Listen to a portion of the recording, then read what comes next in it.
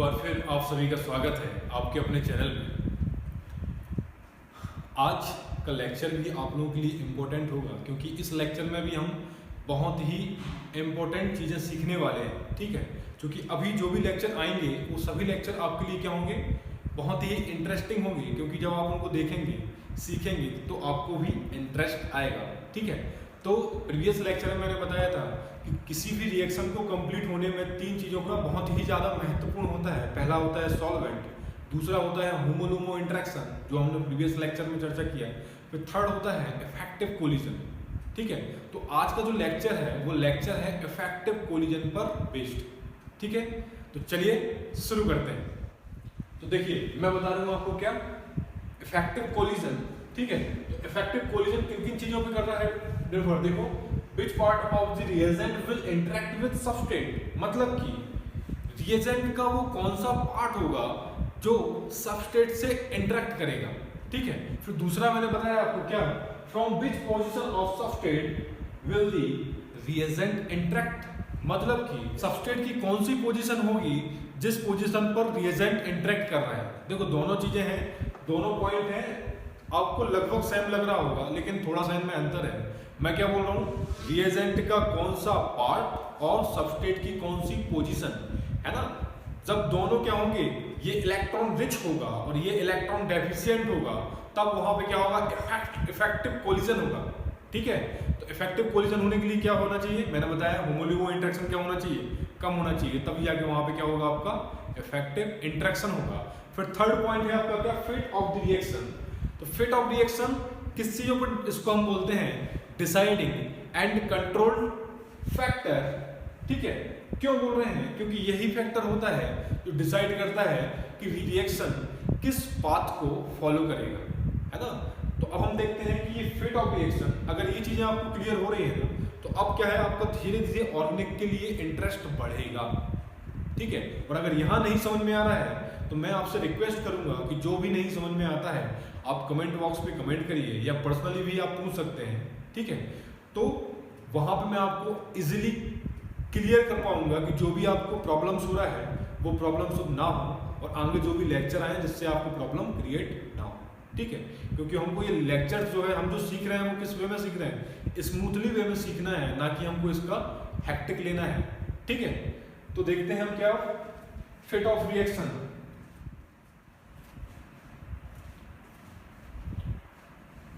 अब देखिए, अब मैं बता रहा हूं आपको क्या, फिट ऑफ रिएक्शन, जिसको मैंने बोला क्या, कंट्रोल्ड एंड डिसाइडिंग फैक्टर, कि रिएक्शन आपका फॉरवर्ड डायरेक्शन में जा रहा है लेकिन किस पाथ को फॉलो करते हुए जा रहा है। ठीक है, फिर मैंने बताया आपको कि दो पाथ होंगे, कौन कौन सा, थर्मोडायनेमिक कंट्रोल्ड पाथ होगा और एक होता है आपका काइनेटिक कंट्रोल्ड पाथ होता है। ठीक है, थर्मोडायनेमिक कंट्रोल्ड पाथ के लिए मतलब क्या होना चाहिए, काइनेटिक कंट्रोल्ड पाथ के लिए क्या होना चाहिए। ठीक है, उसको समझ लें। देखो थर्मोडायनेमिक कंट्रोल्ड पाथ कब होगा, कि जब आपका जो प्रोडक्ट फॉर्मेशन हो रहा है उस प्रोडक्ट में क्या होना चाहिए, जो प्रोडक्ट की पोलरिटी है वो क्या हो, वो कम हो।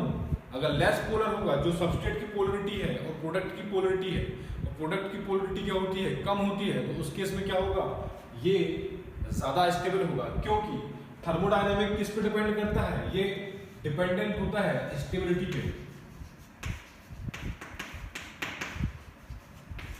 जितना ज्यादा स्टेबल प्रोडक्ट होगा वो किस पाथ को फॉलो करेगा, वो थर्मोडायनेमिक पाथ को फॉलो करेगा। और जिस पाथ में ये किस पे डिपेंड कर रहा है, ये डिपेंड कर रहा है रेट ऑफ रिएक्शन पे।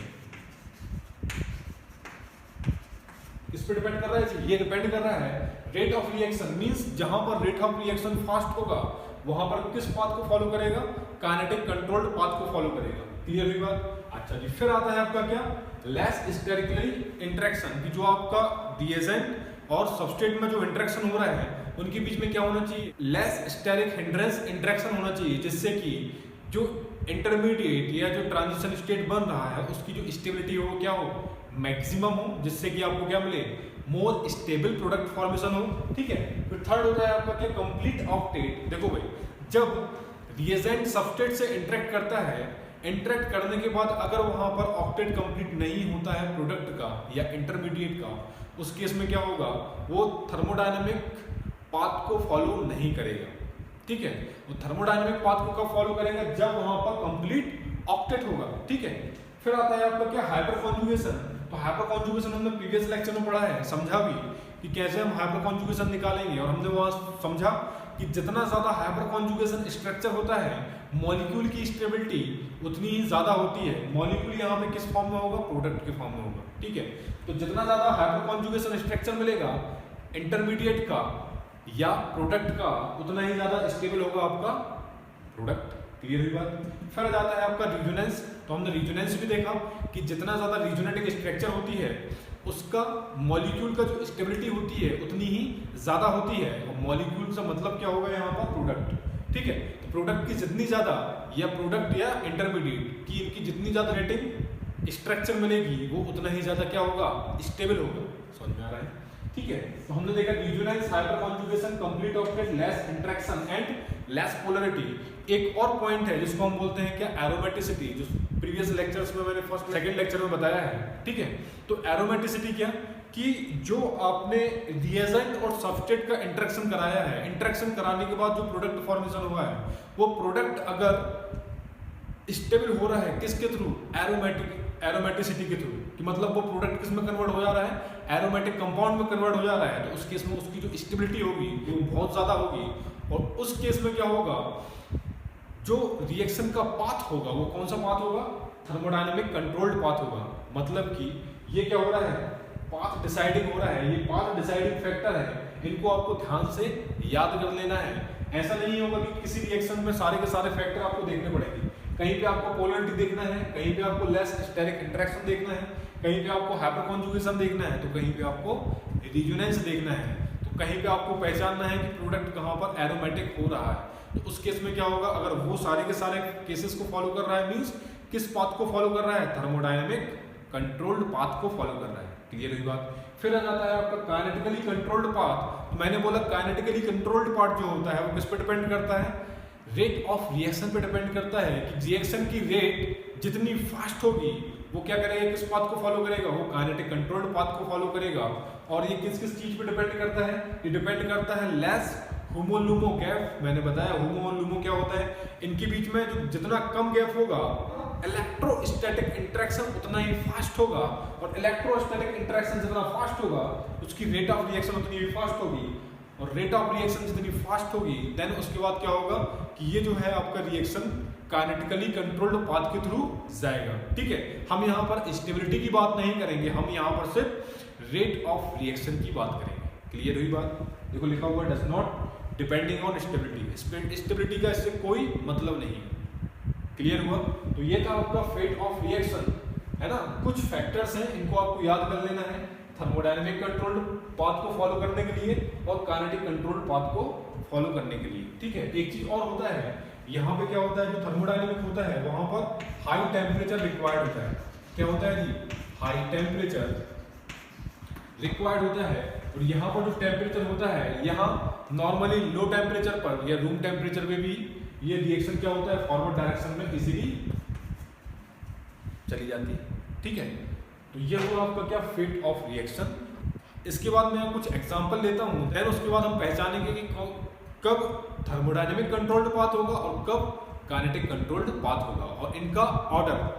ठीक है, अब देखिए भाई, मैं यहाँ कुछ एग्जांपल ले रहा हूँ और कुछ एग्जांपल के थ्रू मैं आपको समझाने की कोशिश कर रहा हूँ कि आप कैसे पहचानोगे कि रिएक्शन में थर्मोडायनेमिक पाथ के थ्रू जाएगा रिएक्शन या काइनेटिक पाथ के थ्रू जाएगा। एक चीज और मैं आपको यहाँ बता देता हूँ कि जब किसी रिएक्शन में thermodynamic control and kinetic control दोनों पॉसिबिलिटी हो, ठीक है, दोनों की पॉसिबिलिटी हो, तो रिएक्शन किसके थ्रू जाएगा, थर्मोडायनेमिक पाथ के थ्रू जाएगा, क्योंकि वहां पर हम देखते हैं प्रोडक्ट की स्टेबिलिटी। ठीक है, प्रोडक्ट जितना ज्यादा स्टेबल होगा वो उसी को फॉलो करेगा। अच्छा जी, देखिए ये लिया हुआ मैंने क्या, एल्डिहाइड। जब एल्डिहाइड की मैं न्यूक्लियोफाइल से रिएक्शन कराता हूँ तो अब मुझे ये क्लियर है कि अब मैं बता पाऊंगा कि यहाँ पर इसका एंटी बॉन्डिंग कहाँ है, कहाँ इंटरेक्ट करेगा न्यूक्लियोफाइल, बताइए भाई। ये यहाँ इस मॉलिक्यूल में इलेक्ट्रोफिलिक सेंटर कौन सा दिख रहा है, ये इलेक्ट्रोफिलिक सेंटर कौन सा है जी, ये है आपका पाई स्टार सीओ है। ठीक है, तो यहाँ कहाँ इंटरेक्ट कर रहा है, पाई स्टार सीओ से इंटरेक्ट कर रहा है। जैसे ये पाई स्टार सीओ से इंटरेक्ट करेगा, ये जो पाई इलेक्ट्रॉन डेंसिटी वो कहाँ शिफ्ट होगा, ऑक्सीजन की तरफ, ठीक है। तो यहाँ पे क्या हो रहा है, यहाँ ऑक्सीजन और कार्बन के बीच में जो एंटी बॉन्डिंग बना हुआ है, ये एंटी बॉन्डिंग क्या है, बहुत ज्यादा इलेक्ट्रॉन डेफिशिएंट है, ठीक है। और यहाँ पे न्यूक्लियोफाइल के पास भी क्या है, इलेक्ट्रॉन डेंसिटी ज्यादा है, मतलब कि यहाँ पर इलेक्ट्रोस्टैटिक इंटरेक्शन बहुत ज्यादा क्या हो रहा है, फास्ट हो रहा है, ठीक है। इलेक्ट्रोस्टैटिक फास्ट हो रहा है, और जब जैसे ही रिएक्शन इंटरेक्ट कर रहा है तो इंटरेक्ट करने के बाद क्या हो रहा है जी, देखो ये न्यूक्लियोफाइल इससे ऐड हो रहा है, ठीक है, देन O-। तो अब यहाँ आप एक चीज देखिएगा, यहाँ पे सिर्फ अभी एक इलेक्ट्रोनेगेटिव एटम था, अब यहाँ पे क्या हो गया, ऑक्सीजन भी है और न्यूक्लियोफाइल भी है। तो न्यूक्लियोफाइल क्या होता है, आपका इलेक्ट्रोनेगेटिव एटम होता है। आपको पता है कि न्यूक्लियोफाइल किस फॉर्म में होगा, वो OH- हो सकता है, Cl- हो सकता है, ठीक है। या आपको जितने भी 2p के जितने भी न्यूक्लियोफाइल है जिनके पास इलेक्ट्रॉन डेंसिटी ज्यादा है, तो वो क्या होते हैं, मोर इलेक्ट्रोनेगेटिव एटम होते हैं, ठीक है। तो मोर इलेक्ट्रोनेगेटिविटी होने के कारण ये यहाँ पे क्या होता है, अब इस सेंटर पर, कार्बन सेंटर पर पोलरिटी क्रिएट होती है, ठीक है। मतलब कि यहाँ जो पोलरिटी थी, ठीक, तो उससे ज्यादा पोलरिटी यहाँ पे क्रिएट हो रही है, ठीक है। और हमने पढ़ा क्या थर्मोडायनेमिक में कि पोलरिटी क्या होना चाहिए, लेस पोलर अगर है तो वो किस पाथ को फॉलो करेगा, थर्मोडायनेमिक को। बट यहाँ पे पोलरिटी क्या हो रही है, इंक्रीज हो रही है। तो कौन सा फैक्टर लगा, पहला फैक्टर लगा हाई इलेक्ट्रोस्टैटिक इंटरेक्शन, किसके लिए, काइनेटिक कंट्रोल के लिए। दूसरा फैक्टर लगा क्या, हाई पोलरिटी। हमने बोला था यहाँ कंप्लीट ऑक्टेट, तो यहाँ कंप्लीट ऑक्टेट है इसका, है ना। तो यहाँ कंप्लीट ऑक्टेट है। इस रिएक्शन में जो फैक्टर लग रहा है वो कौन सा फैक्टर लग रहा है, 2 factor electrostatic interaction, another one is high polarity. Clear हुई, मतलब कि ये रिएक्शन किसको फॉलो करेगा, ये काइनेटिक कंट्रोल्ड पाथ के थ्रू जाएगा। किसके थ्रू जाएगा भाई, केसीपी के थ्रू, मतलब काइनेटिक कंट्रोल्ड पाथ के थ्रू जाएगा। In the case of second example, यहां पर देखोगे तो यहां पर कितना पॉसिबिलिटी है जी, एक पाई स्टार सीओ से इंटरेक्ट कर सकता है, और दूसरा पॉसिबिलिटी क्या है, सिग्मा स्टार सीएच, है ना। एक इससे भी इंटरेक्ट कर सकता है, एक इंटरेक्शन यहां भी पॉसिबल है। ये क्या है आपका, सिग्मा स्टार सीएच है, और यहां पे ये क्या है, पाई स्टार सीओ, है ना। तो यहां पर कितना पॉसिबिलिटी है जी, 2 पॉसिबिलिटी है। देखो यहां अगर कार्बन में इंटरेक्ट हो रहा है तो यहां आप समझ जाना, यहां किस पाथ के थ्रू जा रहा है, ये काइनेटिक कंट्रोल्ड पाथ के थ्रू जा रहा है। But in the case of अगर न्यूक्लियोफाइल हाइड्रोजन पर इंटरेक्शन कर रहा है तो उस केस में क्या होगा, देखो जी, पहले हम लिखते हैं ये कौन सा, ये है आपका फर्स्ट पाथ, ये है आपका सेकंड पाथ, ठीक है। तो मैं फर्स्ट पाथ लिख रहा हूं, इसमें क्या बनेगा आपका O-, और यहां पे जुड़ गया आपका क्या, न्यूक्लियोफाइल। तो यहां पे भी देखोगे यहां क्या हो रहा है, इसका पोलरिटी बढ़ रहा है ना, और इलेक्ट्रोस्टैटिक इंटरेक्शन क्या होगा, फास्ट होगा ना, क्योंकि यहां पे क्या है, इलेक्ट्रॉन डेफिशिएंट सेंटर है बहुत ज्यादा, और ये क्या है, इलेक्ट्रॉन रिच सेंटर है। तो मैंने क्या बताया था, इनके बीच में होमोलुमो गैप क्या होगा, कम होगा, और होमोलुमो गैप जितना कम होगा इलेक्ट्रोस्टैटिक इंटरेक्शन उतना ही फास्ट होगा। मींस रेट ऑफ रिएक्शन क्या होगी, फास्ट होगी। मींस ये किसके थ्रू जाएगा, ये जाएगा काइनेटिक कंट्रोल्ड पाथ के थ्रू जाएगा। समझ में आ रहा है, फर्स्ट इंटरेक्शन किसके थ्रू जा रहा है, काइनेटिक कंट्रोल। अब सेकंड इंटरेक्शन में देखोगे कि जैसे ही ये यहां से प्रोटॉन ले रहा है, ठीक है, रिएक्शन कहां पे हो रही है, हाइड्रोजन पे। मींस इसका हाइड्रोजन का एंटी बॉन्डिंग कहां होगा, सिग्मा सीएच का anti bonding less electronegative atom की तरफ होगा, कार्बन और हाइड्रोजन में लेस इलेक्ट्रोनेगेटिव एटम कौन सा है, हाइड्रोजन, ठीक है। तो सिग्मा एंटी बॉन्डिंग कहां पर, ये देन इससे इंटरेक्ट किया तो ये पाई इलेक्ट्रॉन कहां पे आएगा, टुवर्ड्स इस कार्बन के पास। तो यहां पे ये क्या हो जाएगा, माइनस चार्ज, डबल बॉन्ड, ठीक है। अब ये माइनस चार्ज देखोगे आप यहाँ स्टेबलाइज है, क्योंकि इसके एडजेसेंट पोजीशन पे क्या लगा हुआ है, कार्बोनिल। तो ये जो कार्बोनिल है इसकी स्टेबिलिटी को क्या कर रहा है, एनहांस कर रहा है। कैसे, देखो जैसे ही ये डिलोकलाइज हुआ और पाई इलेक्ट्रॉन डेंसिटी में क्या दिया, ये इलेक्ट्रॉन डेंसिटी दिया, देन पाई इलेक्ट्रॉन कहां शिफ्ट हो गया, towards more electronegative atom that is oxygen. तो इस केस में क्या होगा, यहां आपको मिलेगा हाइपर कॉन्जुगेशन स्ट्रक्चर। मैंने प्रीवियस लेक्चर में बताया है, आप जरूर उसको जाके देखिएगा, जहां मैंने आपको हाइपर कॉन्जुगेशन समझाया है, ठीक है। तो यहां इसका जो हाइपर कॉन्जुगेशन स्ट्रक्चर निकलेगा वो कितना निकलेगा, 3 अल्फा हाइड्रोजन है, sp2 हाइब्रिडाइज्ड कार्बन के रिस्पेक्ट में कितने, 3 हाइड्रोजन है ना। तो यहां पे क्या हो जाएगा, 3 + 1 मींस यहां 4 हाइपर कॉन्जुगेशन मिलेगा ना। तो इस केस में क्या हो रहा है, यहां पर ये थर्मोडायनेमिक पाथ को फॉलो कर रहा है, क्योंकि यहां पर ये जो इंटरमीडिएट का फॉर्मेशन हो रहा है। ये इंटरमीडिएट क्या है आपका, जिसको हम इनोलेट बोलते हैं, ये स्टेबलाइज है किसके थ्रू, हाइपर कॉन्जुगेशन के थ्रू। ठीक है, तो वो जो फैक्टर लिखवाए थे उन फैक्टर में से एक फैक्टर है हाइपर कॉन्जुगेशन। ठीक है, ये फैक्टर लग रहा है, इसलिए ये कौन सा पाथ को फॉलो करेगा, थर्मोडायनेमिक कंट्रोल्ड पाथ को फॉलो करेगा। क्लियर हुई बात। ठीक है, फिर थर्ड एग्जांपल की तरफ मैं मूव करता हूं, तो यहाँ कितना पॉसिबिलिटी है आप देख रहे होगे, यहाँ पे 3 पॉसिबिलिटी है ना, यहाँ पे भी कितना पॉसिबिलिटी है, 3 पॉसिबिलिटी है। 2 हाइड्रोजन दिख रहे होंगे आपको और एक कार्बन दिख रहा है। ठीक है, अच्छा जी, इसका एंटी बॉन्डिंग कहाँ है, ये है इसका एंटी बॉन्डिंग, इस हाइड्रोजन का भी एंटी बॉन्डिंग ये है। पाई स्टार CO का एंटी बॉन्डिंग कहाँ पर है, यहाँ। देन अब ये क्या करेगा, ये इंटरेक्ट करेगा किससे, सिग्मा स्टार CH से, पाई स्टार CO से एंड सिग्मा स्टार CH से।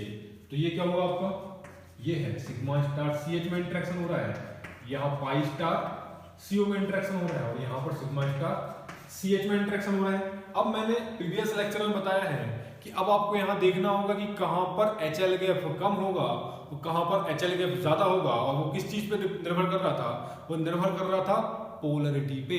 जितना ज्यादा पोलरिटी होगी होमोलुमो गैप उतना ही कम होगा। अब देखो यहाँ पर यहाँ लगा हुआ है आपका CH3, यहाँ पे क्या है आपका CH2 CH3, बट इस केस में क्या होगा, सबसे पहले हम देखते हैं, इसको हम नंबरिंग देते हैं, ये फर्स्ट, ये सेकंड और ये थर्ड। अब देखो जब फर्स्ट इंटरेक्शन हो रहा है तो इसका क्या बनेगा, माइनस चार्ज यहाँ पे आया और ये डबल बॉन्ड वो है कि नहीं। जब इसका आप कैनोनिकल स्ट्रक्चर बनाओगे तो क्या निकल के आएगा, यही निकल के आएगा ना। तो इस केस में ये क्या हो रहा है, इनोलेट फॉर्मेशन हो रहा है ना। ठीक है, अच्छा जी, ये किसका है, फर्स्ट पॉसिबिलिटी है। सेकंड पॉसिबिलिटी क्या होगी, जब कहाँ इंटरेक्ट करे, कार्बोनल से इंटरेक्ट करे, तो उस केस में क्या हो जाएगा जी, ये हो जाएगा O माइनस और यहां जुड़ जाएगा आपका क्या, न्यूक्लियोफाइल। ये कौन सा पॉसिबिलिटी है, थर्ड, कि जब न्यूक्लियोफाइल कहाँ इंटरेक्ट करे, पाई स्टार CO में, तो यही बनेगा। फिर थर्ड पॉसिबिलिटी क्या है कि न्यूक्लियोफाइल किससे इंटरेक्ट करे, सिग्मा स्टार CH से। तो जैसे ही सिग्मा स्टार CH से इंटरेक्ट करेगा, ये बॉन्डेड इलेक्ट्रॉन पेयर कहां शिफ्ट हो जाएगा, टुवर्ड्स कार्बन। तो यहां पे क्या बनेगा जी, देखो ध्यान से, ये एनाइन फॉर्मेशन होगा, देन ये एनाइन क्या होगा, स्टेबलाइज होगा। और जब मैं इसका कैनोनिकल स्ट्रक्चर लिखूंगा तो कैनोनिकल स्ट्रक्चर ऐसे ही होगा ना। तो यहां पर देखोगे फर्स्ट और थर्ड में, देखो यहां ये जो इंटरमीडिएट फॉर्मेशन हो रहा है, ये इंटरमीडिएट स्टेबलाइज हो रहा है किसके थ्रू, हाइपर कॉन्जुगेशन के थ्रू। किसके थ्रू जी, हाइपर कॉन्जुगेशन। क्योंकि यहां पर देखोगे ये भी sp2 है, ये भी sp2 कार्बन है। इस sp2 कार्बन के रिस्पेक्ट में ये क्या हुआ, अल्फा हाइड्रोजन कितने हैं, 3, और यहाँ पे कितने अल्फा हाइड्रोजन है, 3। तो टोटल कितने हुए, 6 अल्फा हाइड्रोजन, यहाँ पर +1। यहाँ टोटल कितनी हाइपर कॉन्जुगेशन स्ट्रक्चर मिली, 7। यहाँ पर कोई हाइपर कॉन्जुगेशन स्ट्रक्चर नहीं होगा क्योंकि यहाँ पर कोई सा भी सेंटर sp2 हाइब्रिडाइज्ड नहीं है। But in the case of third possibility, तो यहाँ पे देखोगे आप, ये क्या है, sp2, ये भी sp2, बट इसके रिस्पेक्ट में अल्फा हाइड्रोजन नहीं है। बट इस sp2 कार्बन के रिस्पेक्ट में यहाँ कितना हाइड्रोजन है, यहाँ पर 2 अल्फा हाइड्रोजन है। तो 2 अल्फा हाइड्रोजन होने के कारण इसका जो हाइपर कॉन्जुगेशन निकल के आएगा 2 + 1 कितना हो जाएगा टोटल जी, ये हो जाएगा 3। ठीक है, तो हमने तीनों में अगर मैं कंपेयर करता हूं तो यहाँ फैक्टर कौन सा लग रहा है, देखो यहाँ लग रहा है आपका हाई इलेक्ट्रोस्टैटिक इंटरेक्शन का और पोलरिटी का, समझ में आ रहा है। और यहाँ इन दोनों फर्स्ट और थर्ड में लग रहा है कौन सा, हाइपर कॉन्जुगेशन का। मींस यहाँ हाइपर कॉन्जुगेशन स्ट्रक्चर क्या मिल रही है, ज्यादा। जितनी ज्यादा हाइपर कॉन्जुगेशन उतना ही ज्यादा स्टेबिलिटी। तो अगर मैं थर्मोडायनेमिक पाथ की बात करूं कि इन तीनों पॉसिबिलिटी में वो कौन सा पॉसिबिलिटी है जो सबसे ज्यादा थर्मोडायनेमिक पाथ को फॉलो कर रहा है, तो वो कौन सा हो जाएगा, फर्स्ट, क्योंकि वहां पर हाइपर कॉन्जुगेशन स्ट्रक्चर ज्यादा मिल रहा है, फर्स्ट। फिर हो जाएगा आपका थर्ड, फिर हो जाएगा सेकंड।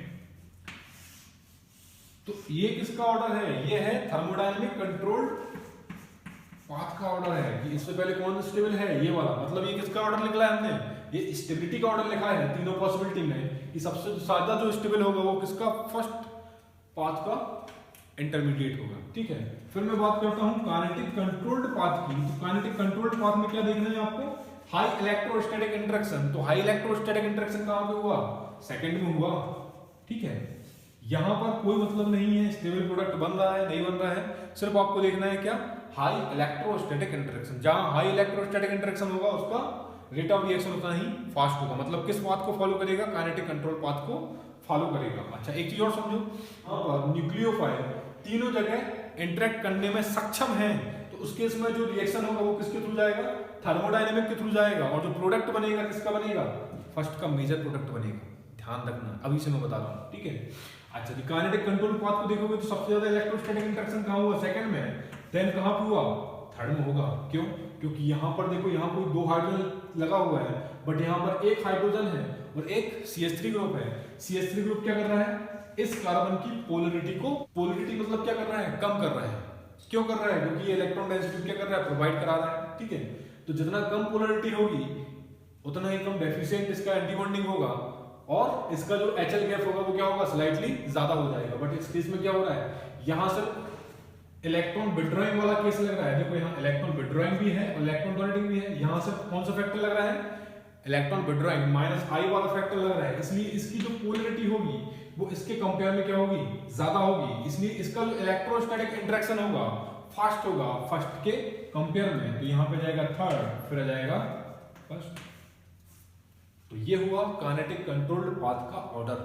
समझ में आ रहा, तीन पॉसिबिलिटी है, तीनों पॉसिबिलिटी में सबसे ज्यादा पॉसिबिलिटी किसकी होगी, सेकंड की।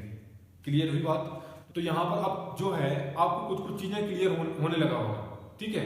तो आगे हम और एग्जाम्पल करते हैं। चलिए ये 3 एग्जाम्पल मैं और लेता हूँ। यहाँ मैं बताऊंगा आपको कि इन तीनों में कितना पॉसिबिलिटी है।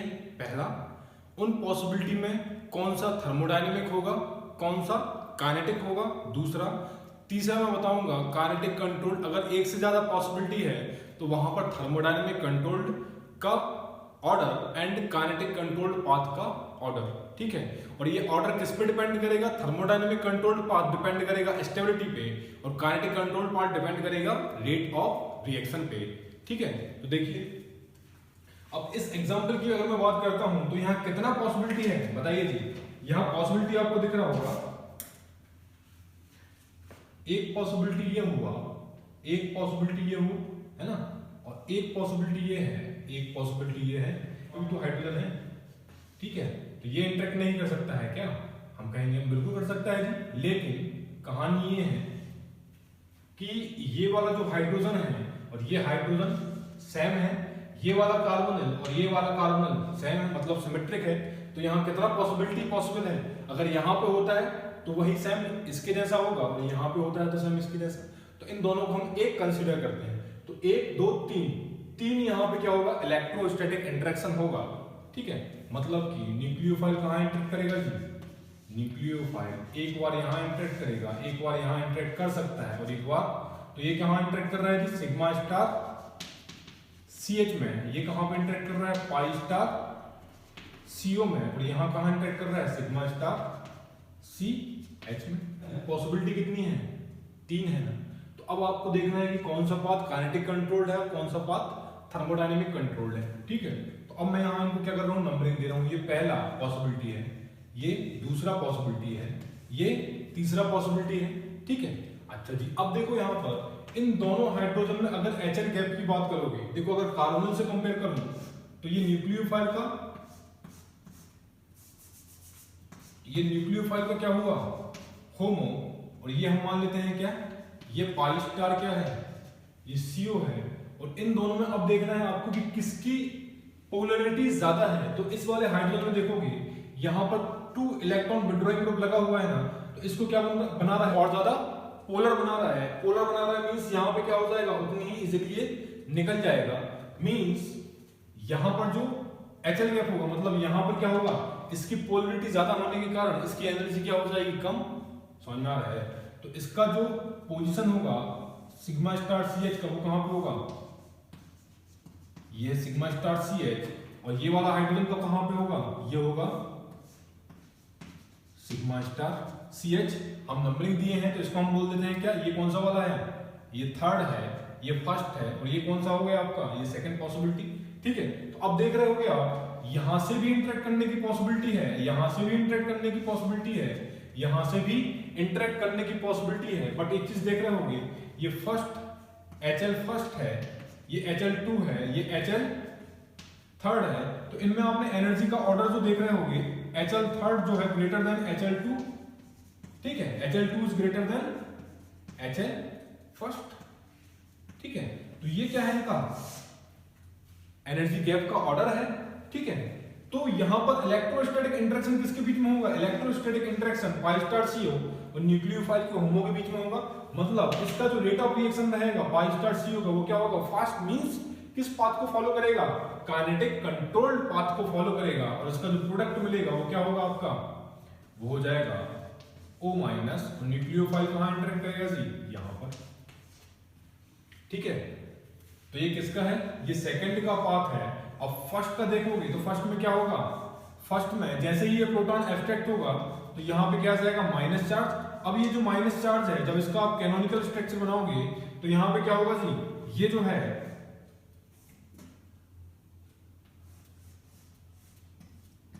Double bond O minus charge stabilise होगा किसके थ्रू, कार्बन के थ्रू स्टेबलाइज होगा ना। तो यहां पर अब ये स्टेबलाइज किसके थ्रू हो रहा है, ये हाइपर कॉन्जुगेशन के थ्रू स्टेबलाइज होगा। But in the case of third में क्या हो रहा है, यहां पर जैसे ही प्रोटॉन एब्स्ट्रैक्ट हो रहा है तो प्रोटॉन एब्स्ट्रैक्ट होने के बाद क्या बन रहा है जी, यहां पर ये बन रहा है उसका कॉन्जुगेट बेस, है ना। ये किसकी तरह बिहेव कर रहा है, एसिड की तरह बिहेव करेगा। जैसे ही H+ निकला यहाँ पे ये क्या बन जाएगा उसका एनाइन को हम बोलते हैं क्या, कॉन्जुगेट बेस। आपने ब्राउनस्टेड लॉरी का कॉन्सेप्ट पढ़ा है, एसिड बेस कॉन्सेप्ट। ठीक है, तो अब जब इसका कैनोनिकल स्ट्रक्चर बनाओगे तो इसका कैनोनिकल स्ट्रक्चर क्या निकल के आएगा जी, देखो माइनस चार्ज यहां मूव किया तो ये हो जाएगा माइनस डबल बॉन्ड O। ठीक है, देन एक और इसका कैनोनिकल स्ट्रक्चर बन सकता है, ये फर्दर क्या हो मूव हो, यहां पर डबल बॉन्ड कहां मूव हो, यहां। तो ये क्या बन जाएगा जी, देखो ये आ जाएगा डबल बॉन्ड यहां पर, ये हो जाएगा O माइनस और ये हो गया डबल बॉन्ड O। मींस यहां पे समझ में क्या आता है कि यहां देखो इसका 3 कैनोनिकल, मतलब यहां रिजोनेटिक स्ट्रक्चर मिल रहा है, रिजोनेंस मिल रहा है ना। तो रिजोनेंस तो यहां पर किसके द्वारा स्टेबलाइज हो रहा है, पहला फैक्टर कौन सा लगा, पहला लगा आपका रिजोनेंस।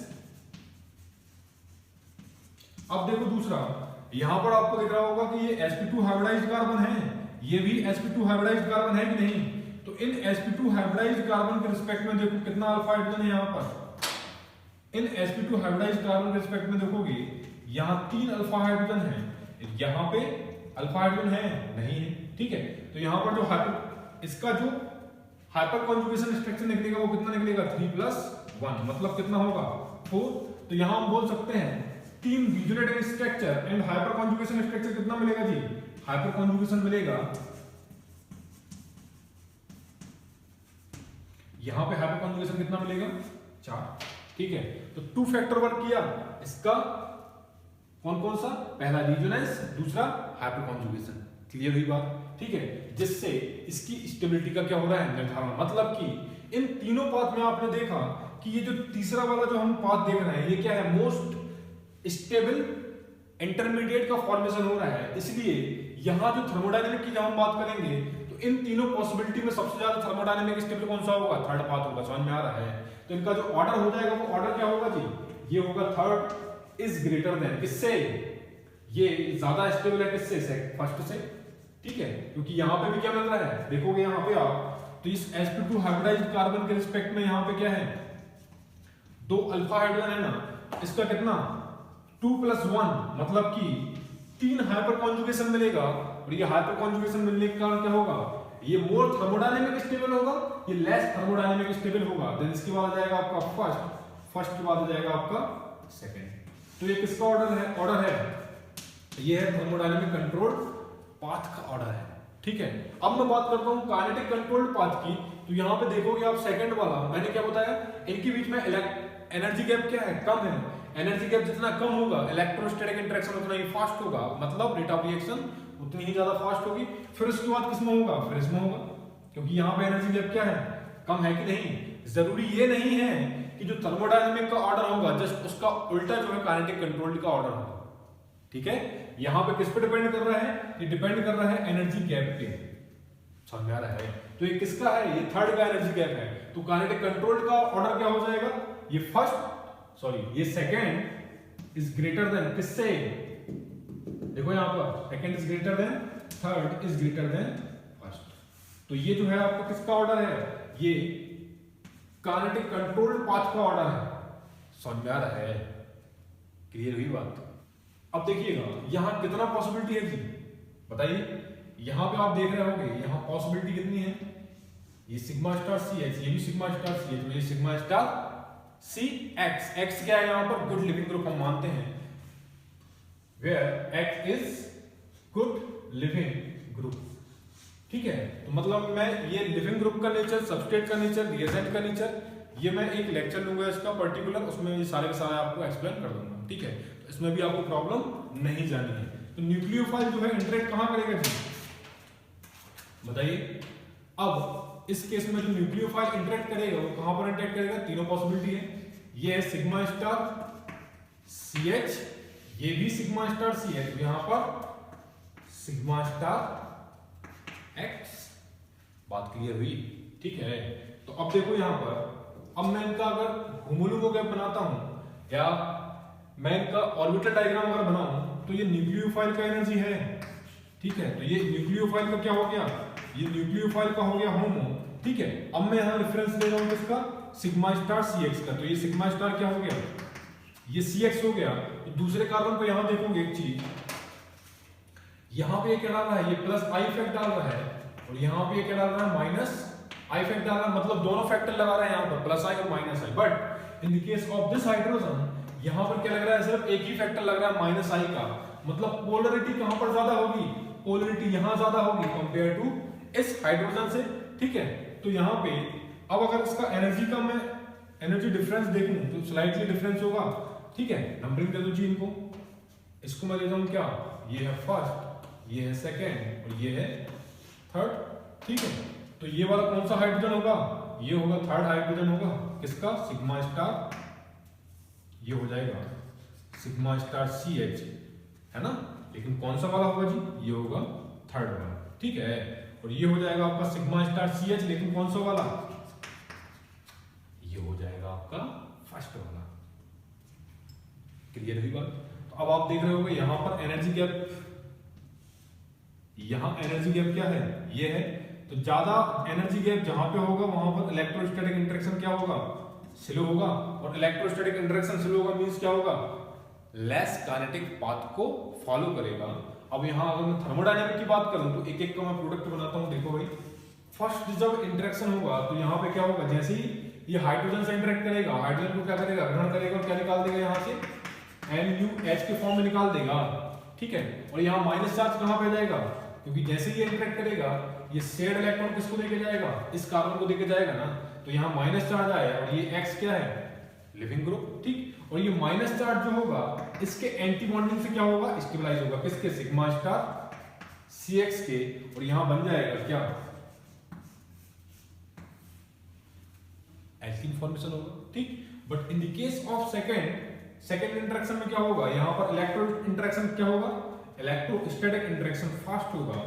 यहां पर आप एक चीज देखोगे कि जो मॉलिक्यूल की पोलरिटी थी एज इट इज पोलरिटी क्या है, सेम है यहां पर, ठीक। क्योंकि यहां से X निकला तो दूसरा इलेक्ट्रोनेगेटिव एटम क्या हो गया, जुड़ गया ना, ठीक। लेकिन यहां कौन सा फैक्टर वर्क कर रहा है, इलेक्ट्रोस्टैटिक इंटरेक्शन, ठीक है। क्योंकि इनके बीच में क्या है, एनर्जी गैप कम है।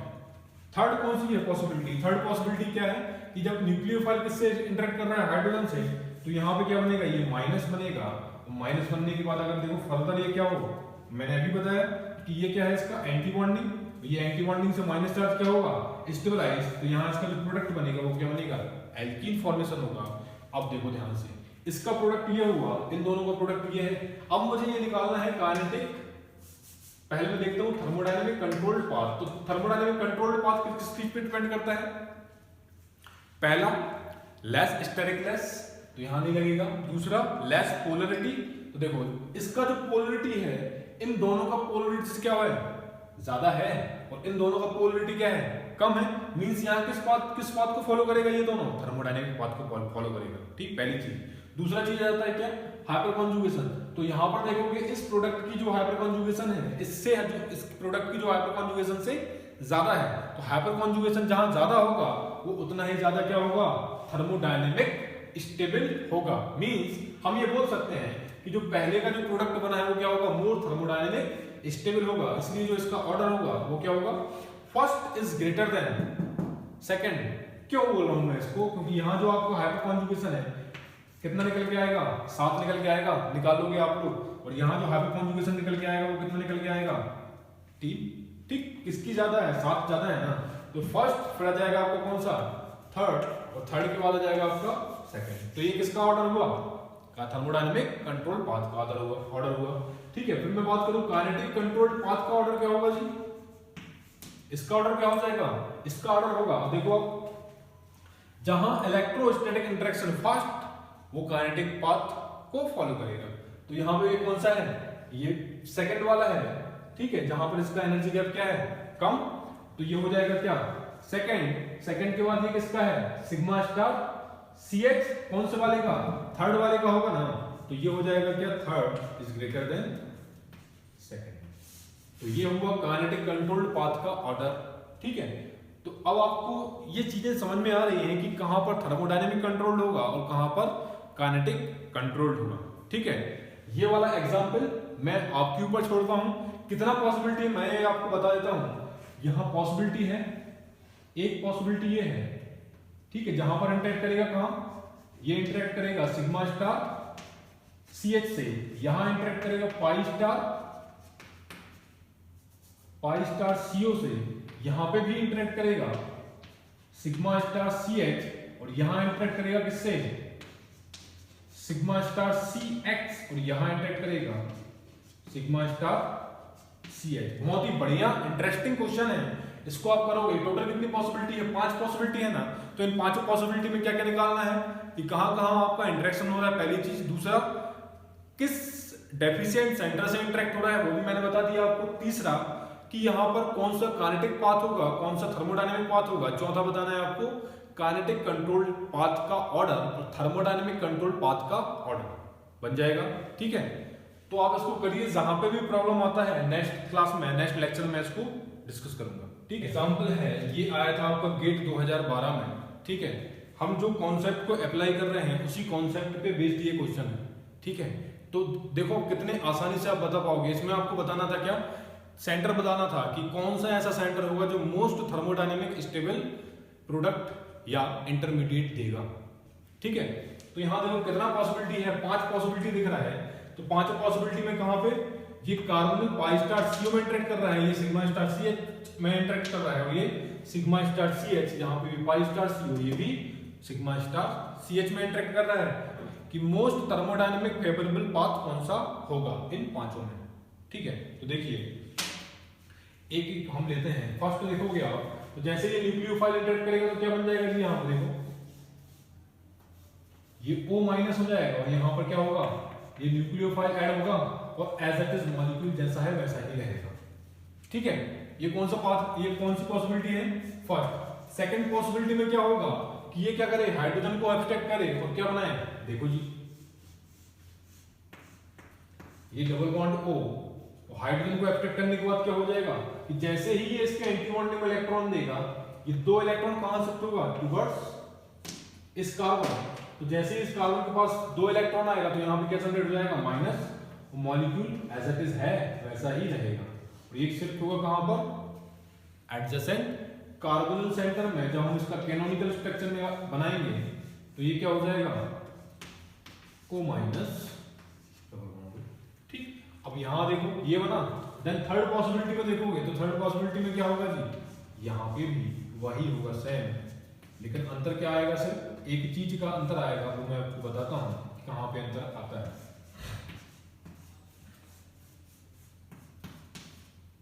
डबल बॉन्ड आप कहां पे आ जाएगा, यहां, ये हो जाएगा आपका O माइनस। अंतर आएगा सिर्फ कहां पर, यहां ये हाइड्रोजन है और यहां पे क्या है, CH3, ध्यान से। ठीक है, अच्छा जी, अब फोर्थ पॉसिबिलिटी क्या है कि फोर्थ पॉसिबिलिटी कहां इंटरेक्ट कर रहा है, कार्बन में। तो एक कार्बन में इंटरेक्ट करेगा तो ये क्या बन जाएगा जी, ये हो जाएगा O माइनस, और यहां आ जाएगा आपका क्या, ये nucleophile double bond O as it is molecule रहेगा आपका। ठीक है, फिफ्थ पॉसिबिलिटी क्या है, फिफ्थ पॉसिबिलिटी में किससे इंटरेक्ट कर रहा है, हाइड्रोजन से कर रहा है ना। तो इस हाइड्रोजन में आपको देखना है, तो ये माइनस चार्ज कहां पे आएगा, जैसे ही हाइड्रोजन एक्सट्रैक्ट किया माइनस चार्ज आया यहां पर, ये कार्बोनिल, ये भी कार्बोनिल H। ठीक है, ये माइनस चार्ज डिलोकलाइज हुआ, जब इसका कैनोनिकल स्ट्रक्चर बनाओगे तो क्या हो जाएगा, ये हो जाएगा आपका O माइनस, और ये double bond O H. Clear हुआ? तो ये 5 पॉसिबिलिटी है। तो इस 5 पॉसिबिलिटी में अब आपको बताना है कि कौन सा थर्मोडायनेमिक कंट्रोल्ड और कौन सा काइनेटिक कंट्रोल्ड। ठीक है। अच्छा जी, यहाँ देखो ये कार्बोनिल पे जहां इंटरेक्शन हो रहा है, मैंने बताया था क्या होगा आपका, ये काइनेटिक कंट्रोल्ड प्रोडक्ट होगा, ये भी काइनेटिक कंट्रोल्ड प्रोडक्ट होगा। बट एट हाइड्रोजन सेंटर पर जब रिएक्शन हो रहा है तो क्या होगा, वो थर्मोडायनेमिक कंट्रोल्ड पाथ के थ्रू जाएगा। किसके थ्रू जाएगा जी? थर्मोडायनेमिक कंट्रोल्ड पाथ के थ्रू जाएगा। लेकिन अब यहाँ पे चीज आती है क्या कि मोर थर्मोडायनेमिक, लेस थर्मोडायनेमिक। जो मोर थर्मोडायनेमिक होगा वो क्या होगा, मोर स्टेबल होगा। ठीक है। तो अब 3 में से आपको पहचानना है कि मोर स्टेबल कौन सा है। कैसे पहचानोगे? वही फैक्टर लगाना है जो मैंने अभी आपको बताया। ठीक है। तो यहाँ फैक्टर कौन सा लगेगा आपका, देखो सबका अगर देखोगे मैं दो रिजल्ट स्ट्रक्चर मिल रहा है, सेम है। दूसरा क्या है, अब यहाँ पे देखना है डिसाइडिंग फैक्टर कौन सा होगा आपका, हाइपर कॉन्जुगेशन। हाइपर कॉन्जुगेशन के थ्रू आप बता पाओगे कि कौन सा मॉलिक्यूल ज्यादा स्टेबल है। देखो जी, यहाँ जब इसका हाइपर कॉन्जुगेशन निकालोगे तो यहाँ कितना अल्फा हाइड्रोजन है, 2। तो यहाँ कितनी हाइपर कॉन्जुगेशन निकलेंगी, 3। अगर इसका मैं हाइपर कॉन्जुगेशन निकाल रहा हूँ तो कितना हाइपर कॉन्जुगेशन निकलेगा, 3 अल्फा हाइड्रोजन ये हुआ और 2 अल्फा हाइड्रोजन कितने ये हुए। तो टोटल हाइपर कॉन्जुगेशन कितना निकलेगी, 5 + 1 6 निकलेगा। यहाँ पे देखोगे तो यहाँ कितना हाइपर कॉन्जुगेशन निकलेगा जी, यहाँ हाइपर कॉन्जुगेशन निकलेगा 3 निकलेगा जी। समझ में आ रही है बात? ठीक। तो अब आप यहाँ पे इजीली बता पाओगे कि कौन ज्यादा थर्मोडायनेमिक है और कौन ज्यादा काइनेटिक, मतलब कौन मोर थर्मोडायनेमिक है और कौन लेस थर्मोडायनेमिक है। ठीक है। जहां पर सबसे ज्यादा हाइपर कॉन्जुगेशन मिल रहा है वहां पे क्या होगा, वो मोर थर्मोडायनेमिक होगा। मतलब आपका इतना सा आंसर था इसका कि आपको बताना था, 4 ऑप्शन दिया था। ठीक। इसको मैं हटा देता हूं, तो इन 4 में से आप बताओ कि मतलब मोर थर्मोडायनेमिक स्टेबल पाथ कौन सा होगा। ठीक है। तो आप इजीली बता दोगे ये मोर थर्मोडायनेमिक जो होगा 3rd आंसर होगा। बस 2 नंबर का आंसर था। कठिन है नहीं है ना? तो ये इतना से आता है आपको, अगर कॉन्सेप्ट आपकी क्लियर है तो आप आसानी से बता पाओगे। ठीक है। तो थर्मोडायनेमिक का ऑर्डर क्या होगा, इसका थर्मोडायनेमिक का ऑर्डर, थर्मोडायनेमिक कंट्रोल्ड पाथ का ऑर्डर, काइनेटिक कंट्रोल्ड पाथ का ऑर्डर, ये मैं आपके ऊपर छोड़ता हूं कि आपसे मैं ये उम्मीद कर सकता हूं कि ये आप मुझे आंसर जरूर देंगे कमेंट बॉक्स में। ठीक है। अच्छा जी, एक चीज और याद रखिएगा, जब मैं रेट ऑफ रिएक्शन की बात करता हूं तो यहां हम बात करेंगे रेट कांस्टेंट की। ठीक है। अगर मैं बोलता हूं कि इसका रेट कांस्टेंट का ऑर्डर क्या होगा, इन जो प्रोडक्ट बन रहे हैं, ये जो इंटरमीडिएट बन रहा है, इनका रेट कांस्टेंट का ऑर्डर क्या होगा, तो rate constant means rate of reaction का ऑर्डर पूछ रहा है। ठीक है। और अगर मैं बात करता हूं इक्विलिब्रियम कांस्टेंट का ऑर्डर क्या होगा, मींस वहां थर्मोडायनेमिक स्टेबल या थर्मोडायनेमिक कंट्रोल्ड पाथ का ऑर्डर पूछ रहा है आपसे। समझ में आ रही है बात? ठीक है। तो आज के लिए इतना ही। जो भी आपको डाउट है, जो भी आपको कंफ्यूजन है, कमेंट बॉक्स है, कमेंट बॉक्स पे कमेंट करिए। ठीक है। और आज का वीडियो अगर आपको पसंद आया हो तो शेयर करें, लाइक करें एंड सब्सक्राइब करें। ठीक है। आज के लिए इतना ही। बहुत बहुत धन्यवाद।